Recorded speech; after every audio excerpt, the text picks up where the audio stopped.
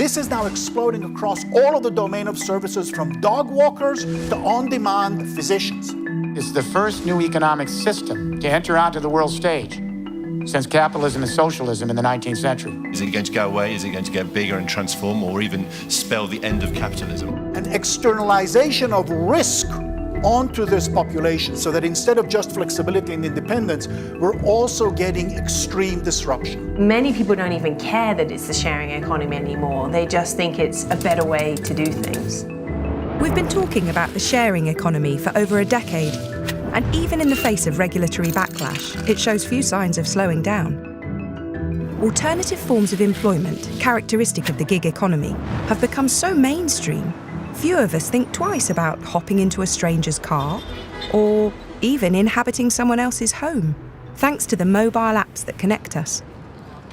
What forces continue to power the sharing economy, and how has it changed all these years later? The fundamental principle of the sharing economy is actually based on economic efficiency. It will allow you to dramatically increase your aggregate efficiency at every step of conversion on your value chain. The idea is that there's all these assets in the world that are underutilized. Think about apartments, think about cars, many other things. Energy, value, people's skills, people's time, money. If you think about a car today, a car is used 5% of the time, 95% of the time it's not used. And actually it uses valuable space in our cities because it's parked somewhere. And what technology does is it enables us to unlock the value of those assets and make it liquid through networks and marketplaces. Theoretically today, we would be able to run a city such as New York or Paris or London or Singapore or Turin, a bigger city or a smaller city, with just a fraction of the cars we have today. I really think there's two key enablers about the sharing economy. And the first is about real-time information in our pockets, but then the other thing is data. I would say data is the glue behind the sharing economy. So it's interesting to me, the conversation about the sharing economy today, because I wrote my book in 2009. Companies that we now sort of see as the poster children for the sharing economy, Airbnb, Uber, how fast they were able to grow, because traditional industries just didn't see them as a threat.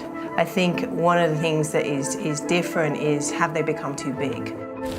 In cities around the world, local populations do worry that they have indeed become too big, and in the case of home sharing, have banded together to restrict these activities within their communities. How might regulation protect their interests without stifling innovation?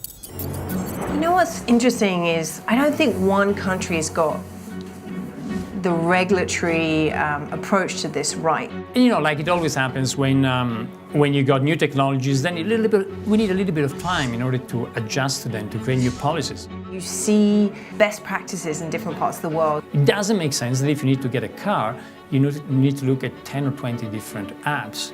At the same time, we want to make sure that the people pay taxes when they rent their apartments. In the UK, for example, Osborne implemented this new tax law that the first £5,000 that you earned off shared assets, whether that was renting out your driveway, renting out your home, would be subject to a different tax structure.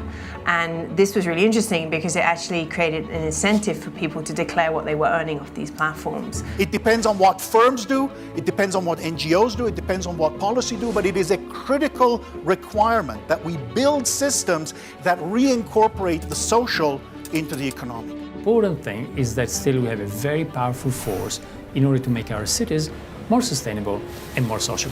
But it's still very early days in terms of regulation. In China, where the government has named the sharing economy a national priority, it has been able to thrive like nowhere else.